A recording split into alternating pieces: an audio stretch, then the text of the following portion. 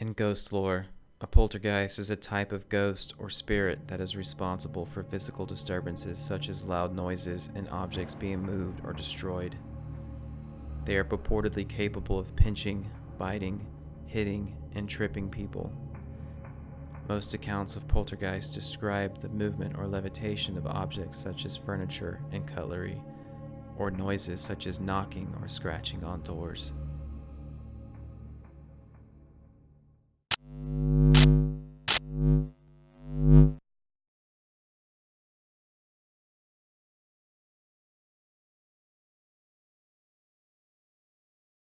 As a young teen, around 13 or 14, my family moved around a lot. For a while, everywhere we moved was actually in the same town I grew up in, the village of Irondale, Ohio. In one of these homes we moved into, the Yellow House, my younger brother and I got to choose our room.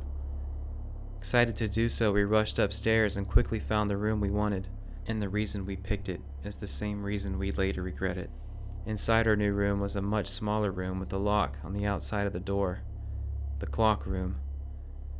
We named it this because inside there were drawings of all sorts of clocks, from face clocks to dashboard clocks. The small room alone was an odd find, as we knew the previous owners didn't have children, which meant these drawings all over the bare wood had been there for ages. My brother joked that he wanted to make this his little hideout, but this never happened. Some time went on and we learned to keep the lock latched at night, but this did us no good. We did this because after nearly a month of living in the new home, we found that the door would open itself at some point in the night and stay open come morning.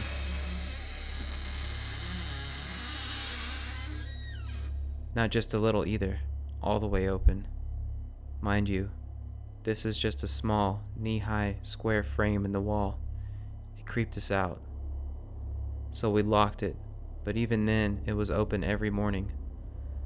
We started accusing each other of opening it to scare one another. I decided I had enough, and at one point I pushed my bed against the door. Bad idea. The same night, with my head against the wall, I could hear something scratching on the other side of the door.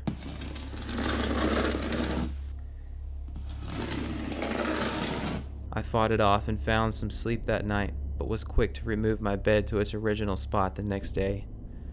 It wasn't long after that our curiosity got the best of us, and we took another peek inside. Almost immediately noticed something I hadn't before. On the opposite side of the door was a clock my brother even claimed he hadn't seen. It was a face clock, but the hands were bent like angry eyes all over the face. Just outside the numbers were drawings of sharp teeth.